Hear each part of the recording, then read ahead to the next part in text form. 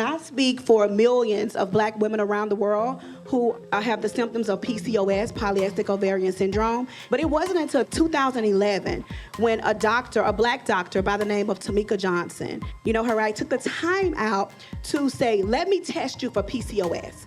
I didn't know what was going on at this time, and when I was 136 pounds. The doctors were still saying, lose weight, lose weight, lose weight. Well, I knew there was something more.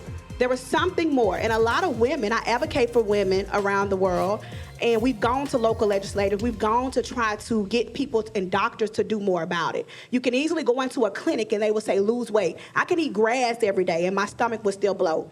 My spa days, as you said, and how I relax myself, I get waxed. I didn't understand what was happening. I didn't understand why I wasn't having a menstrual cycle once a year. So my question is, when someone comes into a doctor or comes into your clinic and they have facial hairs and they say, you know, they have this going on, or they may be, as you say, obese, instead of putting them on a weight loss drug, what other options are there to give? Do you guys test for it? Because that is something as black women, we need to start asking doctors to do.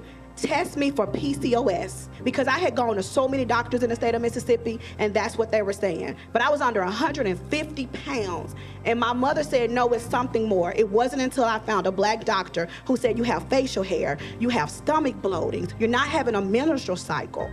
Let me test you for PCOS. I didn't need Adipex.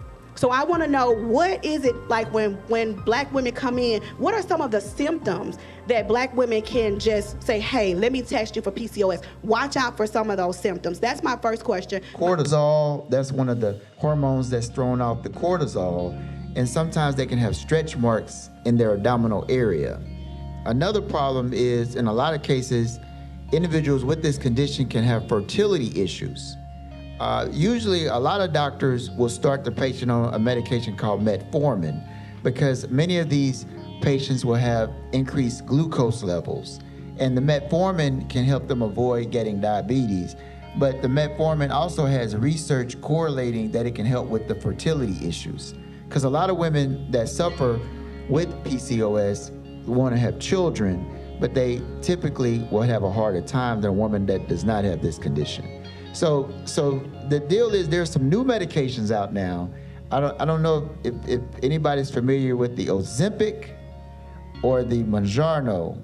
These are your newer medications that a lot of people are taking, and right now there's a lot of research that's going on that's correlating improvement of polycystic ovarian syndromes by using these medicines the same way metformin does. Because metformin lowers the overall glucose, these medicines, such as your Ozempic and your Mounjaro, they lower the glucose as well, and it can actually give a woman a decrease in a great deal of her symptoms for women now. So the technology is coming. The technology is coming. The hope is out there, and things are going to get better.